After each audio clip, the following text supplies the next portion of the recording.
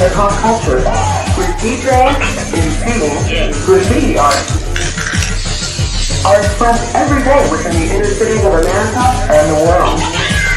You are not doing hip-hop, you are hip-hop.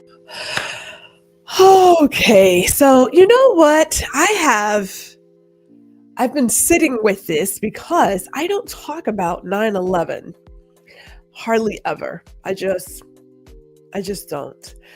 Yesterday, we did observe a moment of silence before we started our show last night. And then yesterday, like early in the morning, around 10 or so, we did break out in tears. So I was in tears. So I don't talk about it very often, but I said, you know what, I'm going to talk about it.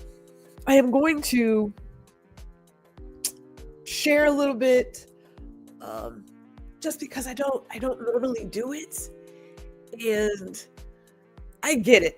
You know, I have come to the realization that depending on how close you are to a horrific event, it can dictate how long it takes you to wrap your arms around it. I don't think we ever will. I mean, it's been 24 years. 24. I mean, there are some babies who were just born and are like, what are you talking about?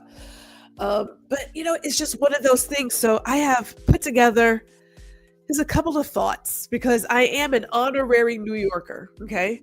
I grew up there pretty much.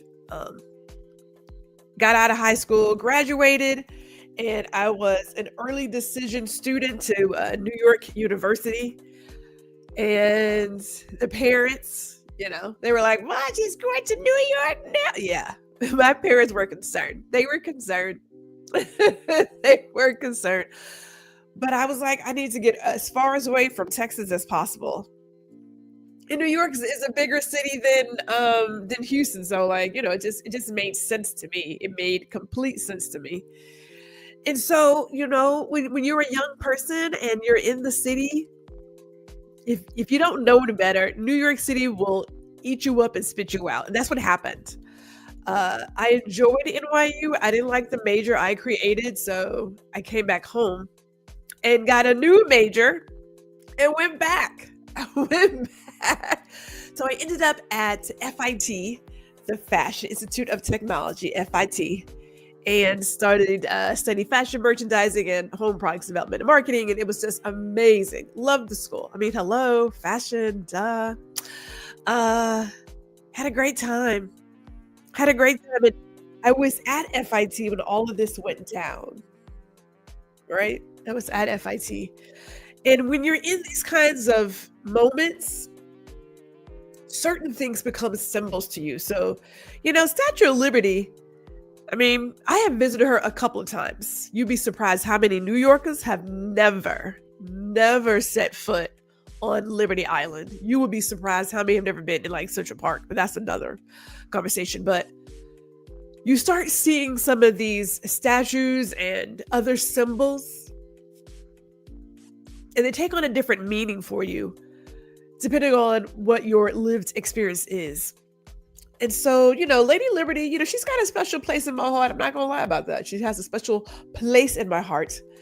And just looking at the skyline without the Twin Towers, it is different. It is definitely different if you are accustomed or were accustomed to seeing them outside your window.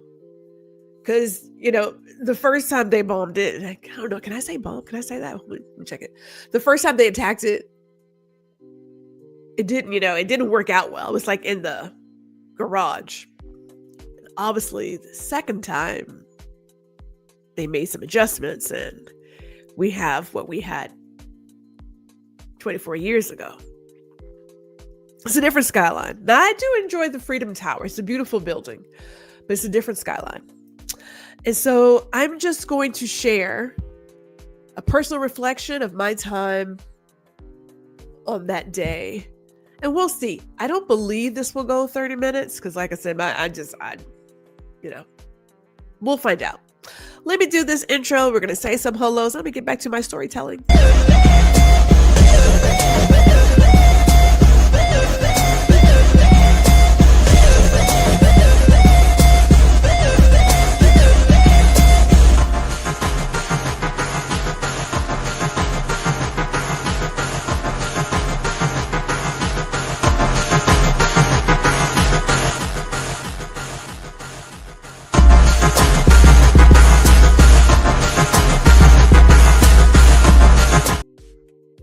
Good afternoon, everybody. It's Friday, and it has been a week.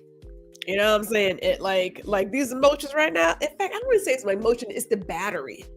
The battery is like, sis, you are on E, and you may need to just do a little something to get through the rest of whatever's left of this week. So it is Friday. You are watching Girl Listen. And I am Gwendolyn, GR Houston Jack. This is streaming live to YouTube and LinkedIn. If you're on YouTube, please, if you haven't already, be sure to like the video. And if you haven't already, you can subscribe too. You know what I'm saying? You can subscribe. It's not going to hurt you. It's not going to hurt you. But yeah, it's been a week, but it is still TGIFF. What is that? That G is Fire Fridays. That G is Fire Fridays. That G is Fire Fridays. Yeah, okay, so we're going to start here. We'll start here and then we'll roll over to NDC Media where we are doing a replay of Girl Listen. And very soon, season 5 of Ladies Listen Up will be starting. Y'all don't understand. Now, first of all, I don't know how I get through all I get through. But the good Lord gave me all these ideas and I'm like trying to set everybody free. So maybe that's what it is, but we make it work. So let's say some hellos. Hello to my sister. Hello. Hey sis, how are you? My partner's here. GNC Sports Talk. We have Gary here. Hello there, sir. Thank you for tuning in. And I would love to know whether you're watching now or in the replay, if you want to share, because you don't have to. But a lot of us do remember where we were on 9/11. A lot of us remember it. Depends on how close you are. A lot of us remember it. If you want to share, if not, you don't have to share. Trust me. I don't. I say I don't. We are doing something new. I was like, Gwendolyn, you are going to have to say something. Now, I will say this. The school provided counseling for us, and rightfully so. I will get to that. The school provided counseling for us, but this picture of the Twin Towers is from Hayden Hall when I was at NYU. I didn't even know what those buildings were. You know, when you're a new kid coming into the city, because, you know, you were born and raised in Houston and you see stuff on TV. I mean, I remember seeing it in Trading Places. I remember seeing it in The Wiz, but you don't really see it until you see it. And so I remember having this room in Hayden Hall. And I was like, oh, let me get a picture of that. Not knowing what I was getting a picture of, right? And I was like, oh. And so now it's like one of those images that you just hold near and dear to you. I still have my subway map. I actually have it laminated where you still have the World Trade Center as the stop. That and the number 9 subway line. It was the 1 and the 9 that went there. And then after 9/11, the 9 ceased to exist. So a lot of things changed in New York City after that. A lot of things changed. So let me just get into this story really quick. I think I can do very well. I do have my Kleenex next to me just in case, because sometimes I get my, you know, you get triggered. But it was commuter day. You know, it was a beautiful, bright day. God, it was just blue, and it was commuter day, and I was a student ambassador at FIT.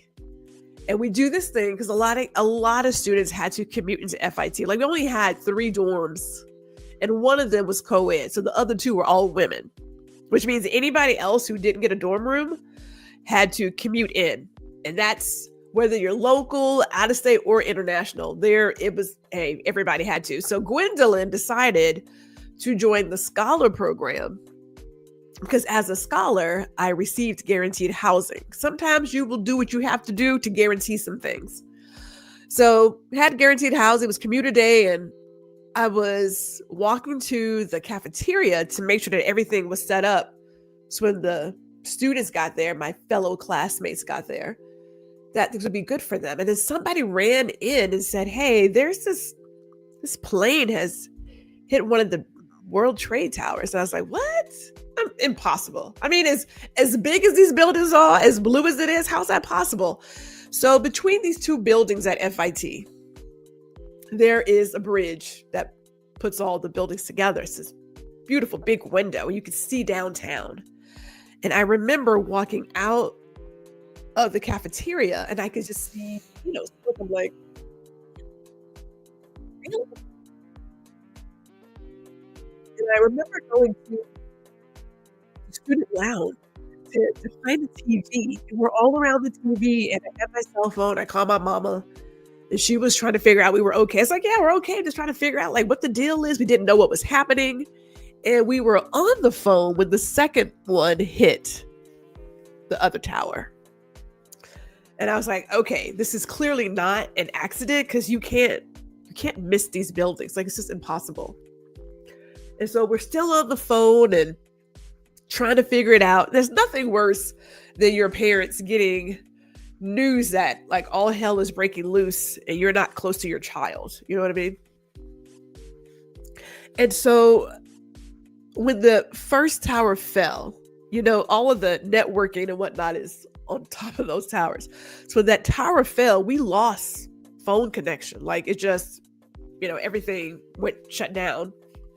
And so we were freaking out. So, like all of us in the lounge were freaking out.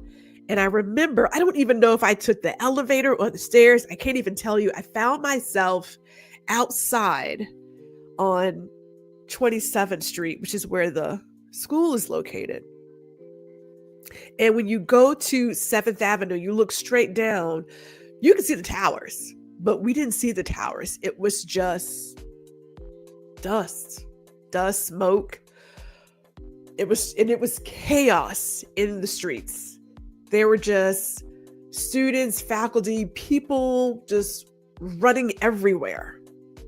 And all I could think was, okay, we got to figure something out. Like, I don't know what's happening right now. And so I remember looking for some of my dorm room neighbors, and we all ended up in my dorm room because I had a landline. I will also say that we had a very expensive phone bill because everybody used that landline to connect with their parents because cell phones were not working. There was no cell service. And we were just looking for like all of our crew. And when we got to talking, some of them didn't take their normal route that day. Like one of them had missed the subway because they normally travel through the World Trade Center and they missed it. Another one said, I'm just going to do a different route today. I want to do something different. And so she ended up not going through the World Trade Center as well. And I was like, damn, sometimes you don't know why you're missing something. Like often when I am rushing to get somewhere and I keep getting these slow ass vehicles in front of me, I see it as a sign of you're not supposed to be someplace. So I'm going to slow you down so that you don't get to this certain moment in time. Now, maybe that's just me, right? It could just be me. But I always think when people keep getting in your way, is that the world's way of saying, I need you to like not be in a certain place at a certain time. It's just, So the fact that there were people who were missing the subway, decided out of the blue to do a different route, like you can't help but say, where'd that come from? Okay, so it's not just, thank you, Jessica. It's not just me. I'm like, I often think there is this other force that is telling me you're not supposed to be someplace. I am purposely slowing you down. Sit back in your car, ride it out. So, okay, thank you. I feel like it has been confirmed that that's okay. I'm sorry for getting all clogged here. So we were just trying to find each other. And we did. And then there were other people who couldn't find their classmates, parents. It was chaos. Now, let me just say this. In the midst of that happening, you've got cop cars just zooming down, like everybody, ambulances, everybody's going downtown. They've been going against traffic. They have shut down everything below 34th. It's like, nobody gets to go down 34th or lower, I should say. And we had other threats. There was a threat for the Empire State Building. And so the word to us was, if there's a threat at the Empire State Building, we need to evacuate and head towards the Hudson River. Now, in my head, I'm thinking, why am I going outside? I don't know. Why would I go outside? I can see the Empire State Building too. So keep in mind, like where some of these places are, they are just in these central areas, and you are in close proximity of foolishness. Let me say it like that. And so I thought, well, why we go outside? Like, I don't get why we would have everybody outside heading towards the river. So I was like, we're not doing that. Then there was another threat called into Penn Station. There were just these threats coming from all over the place. And so it was mad chaos. It was chaotic. And we didn't know what to do. We were just trying to figure out. We were all huddled up in the room, and I had my TV. Now, this is the early 2000s, okay? And so I had a TV and VCR set. For those of us who know, little TV and VCR. And I remember putting in a VCR tape and just taping the news. I've never watched that tape. I just, somewhere in my head, I said, you should record it. No, I don't, never watched it. I don't have it. I don't have it in me to watch it. Perhaps one day I will. I know it has been digitized. I will say that, because it's a VHS, and so I had to digitize, but I've never watched it. I don't know if I need to. There's just some things like, my grandfather, he didn't like to see any war movies because he was in World War II. It's like, I have no desire to see it, right? So there are just certain things that you don't want to watch. Yeah, you had that. Yes. Okay, so you get it too, because it had a little bump, but it was an all-in-one. Great for dorm rooms. So if you want to have a VCR, no, we didn't have DVDs, okay? But if you want to have a VCR and TV in one, you got the combo. And it was super easy. I don't know if they even make, okay, let me stop showing my age. All right, so we were just sitting there and figuring out, and then the evening came, like late afternoon, early evening came, and I had some friends who were from Houston who was like, we're driving back to Texas. And I was like, I am not going. She's like, are you sure? I said, here's the deal. Anything can happen anywhere.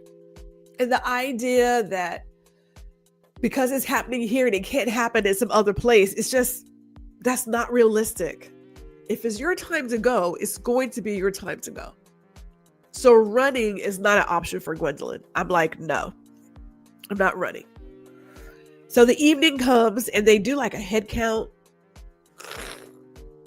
They're trying to give us ideas of what the next day is going to be like. And we're just, and in that moment, I felt like I was okay. I didn't realize how un-okay I was until that night. And I was like, well, let me get up, take a shower, get ready to go to sleep. And I'm in the shower, and they have the Air Force jets. They're flying in this airspace. And I hear the engine of that jet. And I am in the shower, and I immediately freeze, and I am shaking because I don't know where this plane is going. And that's when you realize how jacked up you are in that moment. That the smallest thing is like triggering you in that moment. And I thought, okay. So I got out the city. I spent some time at my friend's in Brewster because I had to work that weekend. And there was no service below 34th Street. Like, it's just, we didn't have it for a very long time. And keep in mind that all this stuff is burning.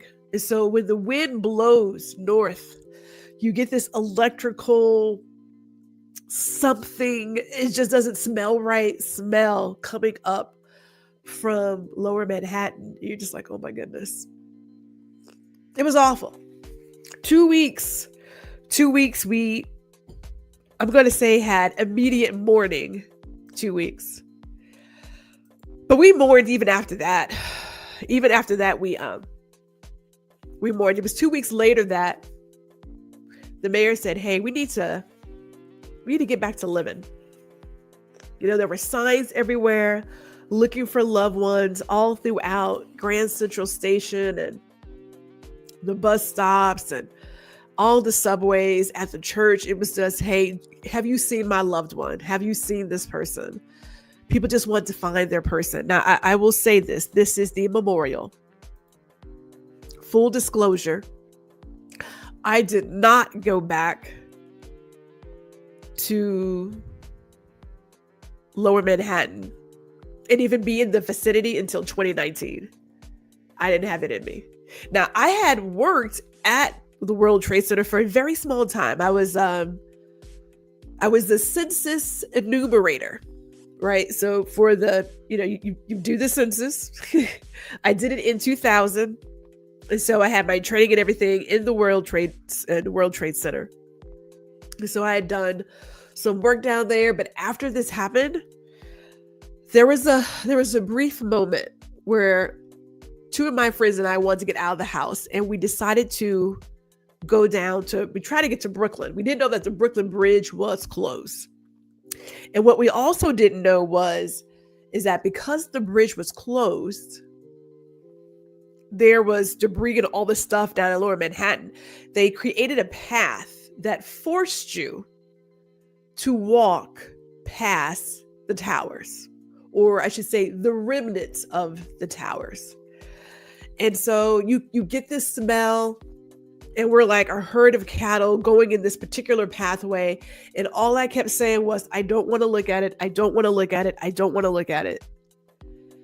Do y'all remember in the Bible, Lot's wife, when they were at Sodom and Gomorrah, and they said not to turn around and you be a pillar of salt? I would have been a pillar of salt, because I couldn't help it. One of my friends took a picture, and I have it here. I didn't want to scan it in.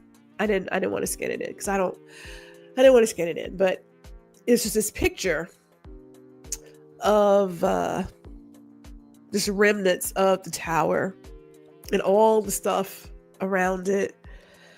And I was like, my God, it's a lot, right? It's a lot. So I didn't go back down there after that until 2019. And that I went with the husband. That's when I went down there. I didn't have the heart in me to go back down there. It's just, I didn't have it. Now, when the parents came to pick me up for my graduation, we walked in other areas. We did not walk down there. But wherever we walked, there were signs. People had memorials, what have you, banners giving their condolences, their prayers, and what have you. It was one of those moments that, again, the closer you are to it, the harder it is. There were classmates that lost their fiancés. I know my professor, his brother-in-law, passed away as a firefighter. It was a lot. There were people who went to work that day and did not come back home, right? And so I get that the further away you get away from an event, it can feel as if it almost didn't happen, right? But it very much happened. It very much happened. Now we have a picture on the left that some friends took because they lived in Brooklyn. And this is when they started doing the lights of towers, right? So to mimic these two towers and where they would be. And then I took the picture on the right. I was down at the Freedom Tower, and I just happened to look back, and the American flag was just waving. It was so windy and so fudging cold down by the water. But the light was hitting just right. And I thought, I got to capture this picture. I actually have this printed as a canvas piece, and I have it in the front room because I love it that much.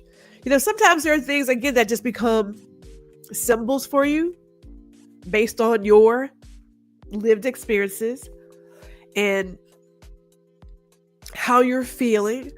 You wouldn't think I'm somewhat nostalgic. I'm very nostalgic. But this particular day hits differently for a lot of us worldwide, in a number of cities as well, because there were a couple of planes that day that did not stay in the air. It is one of those that, yes, we remember it on that particular day, but you still have to move through the grieving process and getting I don't want to say past it. You just learn to live with, you learn to live with it is what it is. There's healing there. We had, like I said, sessions, what have you. My father noticed I was drinking a little heavily when I came back. Yes, there I tiptoed. I didn't go all the way in, but I tiptoed in. I'm not gonna lie to you. But yeah, these are just some of the memories that you cannot and will not ever forget. So I will say this: I want to thank you all for giving me your time to listen as I sort of gather myself together, because next week will be a celebration, which is why I say what I say and do what I do. First of all, we do have a beautiful guest coming next week. Her name is Cassandra, and she's going to talk about her company, Embracing Culture. She has a way of telling stories from a number of cultures. And she has some really great ideas that are in fruition. So I cannot wait for her to come and share her story with us. That is next Wednesday. Nope, Tuesday. That's Tuesday at 12 o'clock. You'll see some more notices. Don't worry about it. I'm going to remind you. And then there's also next Wednesday. That's what I'm thinking about. Wednesday, it's the birthday night. If I make it, Lord allows me to make it, we're going to have a birthday party. We are going to do the 50th. We are going to have confetti and bubbles and story time. Well, I don't know, story time. Maybe some story time and just good old memories. We're going to have a good time. We are going to have a good time. Now, I will say this because I'm assuming I'm going to be here. Well, let me show you here. I've got my gold confetti. Woohoo! The girl is ready. I've got my popper. You know what I'm saying? And this should be a good one. 50 looks good on me. I think 50 looks amazing on me. Lord willing. All right, what's we got going on? Hey, if you haven't already, get on the email list because, I like to keep people up to date on some things. I haven't written one for this month. It's coming. But I like to keep people up on some things. What can I tell you? Oh, okay. Now that I got that out the way, I want to say thank you all for giving me this time. I need to release some pressure in my noggin, but it would be really gross to do it on camera, so I'm not going to do it here. And I'm probably going to get out my Navage because the allergies have been kicking. I don't know what happened. I mean, it's not even full fall yet, but the allergies have been kicking. I have brought out the Navage because a girl needs to breathe. Whew, you know what I mean? Yeah, you know what I mean. Okay, so with that, thank you all for tuning in, whether you're watching now or in the replay. And I do want to say, if you have not already, please be sure to like this video, subscribe if you haven't. Shout out to Dr. Tachi. She's getting right in there. Shout out to Dr. Tachi for showing up. We appreciate you being here. And I'm going to go relieve some of this pressure because a sister can't breathe. I'm speaking really fast because I'm taking gulps of air just to get my words out. But Lord willing, I will see you all next Tuesday. Tuesday it is.